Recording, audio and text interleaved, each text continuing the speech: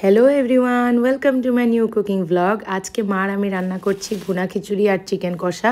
যেহেতু ওয়েদারটা বেশ বৃষ্টি বৃষ্টি, এই জন্য মা এদিকে বেরেস্তাটা রেডি করে নিচ্ছে। আর চিকেনটাকে মা আগে থেকেই মশলার টক দই দিয়ে ম্যারিনেট করে রেখেছিল। এদিকে বেরেস্তাটা অলমোস্ট রেডি হয়ে গিয়েছে। আর মার বেরেস্তা খুবই ক্রিস্পি অ্যান্ড টেস্টি হয়। তারপর মা এদিকে আরেকটা প্যানে বেশি করে তেল দিয়ে নিল। যেহেতু চিকেনটা কষে রান্না করবে, দিয়ে দিল পেঁয়াজ বাটা, তারপর দিল রসুন বাটা, দিয়ে সব কিছুকে মিক্স করে দিয়ে দিল গোটা গরম মশলা। মশলাটাকে ভালো করে কষিয়ে নিচ্ছে। মশলাটা থেকে এরকম করে তেলটা ছেড়ে আসলে একটু মা এদিকে আদা বাটাও দিয়ে দিয়েছে। আর এদিকে তেলটা ছেড়ে আসলে মা চিকেনটাকে অ্যাড করে দিয়েছে। চিকেনটা যেহেতু আগে থেকেই ম্যারিনেট করা ছিল, তো কুক হতে খুব একটা বেশি সময় লাগেনি। আর এই যে এখানে মা ভালো করে চিকেনটাকে কষিয়ে নিচ্ছে।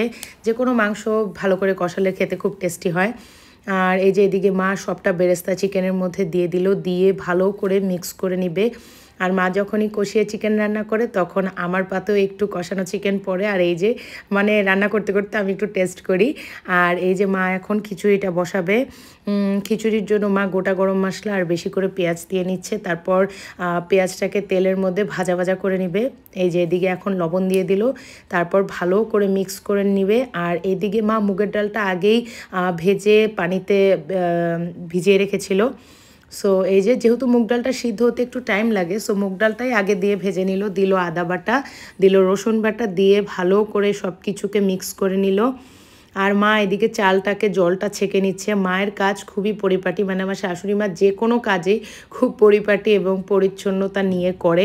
মা নোংরা কাজ একদমই পছন্দ করেন না। আর এদিকে সব চাল ডাল দিয়ে এখন ভালো করে মিক্স করে নিচ্ছে। এই যে সব কিছু মিক্স হয়ে একদম প্রায় কষা কষা হয়ে গিয়েছে। আর এখানে হলুদের গুঁড়া আর ভাজা জিরার গুঁড়াটাকে দিয়ে একটু জল দিয়ে মিশ্রণটাকে একটু পাতলা করে এখানে অ্যাড করে নিল। আর এই যে এখন আবার ভালো করে মিক্স তারপর মা গরম জলটা আগেই ফুটিয়ে রেখেছিল, পরিমাণ মতো অ্যাড করে দিল। অ্যাড করে দিয়ে তারপর এটাকে ঢেকে দিল। এখন এটা নিজের মতো সিদ্ধ হতে থাকবে, বাস এখন ডান। আর এই যে কনসিস্টেন্সিটা এরকম হয়েছে। আর মা এটার মধ্যেও বেশি করে বেরেস্তা দিয়ে নিল। আর এখন দিচ্ছে ঘি। নামানোর আগে ঘিটা দিলে ফ্লেভারটা খুবই স্ট্রং হয়। সো মা যেহেতু ঝাল খান না, আমরা ঝালটা লাস্টে অ্যাড করি। ঘিয়ের মধ্যে বেশ কিছু কাঁচা লঙ্কা, তারপর কাশ্মীরি রেড চিলি পাউডার, এই জিনিসগুলোকে পানি দিয়ে মা ভালো করে একটু মিক্স করে নিচ্ছে। আর এই যে এটাও একটু কষা কষা হয়ে গেলে তারপর এইটাকে খিচুড়ির মধ্যে মা অ্যাড করে দিবে। মারটা মা আগেই তুলে রেখেছেন। আর এই যে এই জিনিসটা অন্য একটা ফ্লেভার, অন্য একটা লেভেলেই চলে যায়। Anyways, that's it for the guys. Take care, bye bye, love you.